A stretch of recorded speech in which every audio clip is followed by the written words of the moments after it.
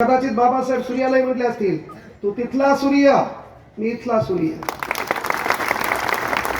बाबासाहेब आंबेडकर सूर्यालाही म्हटले असतील, तू तिथला सूर्य मी इथला सूर्य.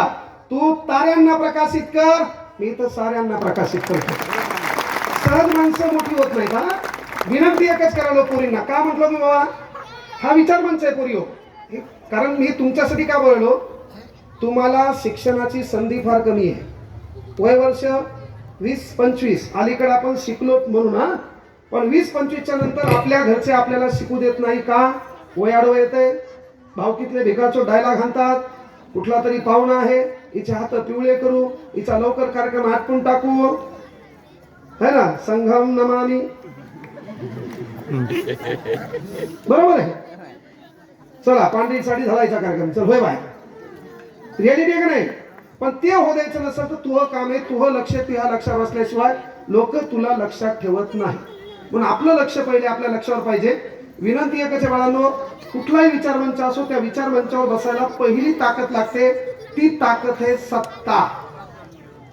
इथं विचारमंचावर नगरसेवक साहेब आहेत ना, ते सत्तेमुळे. आणखी एखादे नगरसेवक आले, तुम्ही कुठे बसणार? तुमच्यात काही इथं कुठं बसणार? कुठं बसणार? मग सत्तेवर सत्तेमुळे कुठं बसणार? मग बाबासाहेब आंबेडकरांना कळलं की भारतातल्या कुठल्याही स्टेजवर बसायचं असेल तर सत्ता लागते.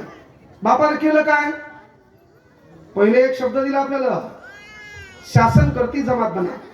बनणार कसे? पहिला प्रश्न पडला. बाबासाहेब तर बोलून गेले, शासन करती जमात बना. विचार मंचावर बसायला सत्ता लागते. सत्ता आपल्या नशिबात येणार नाही का?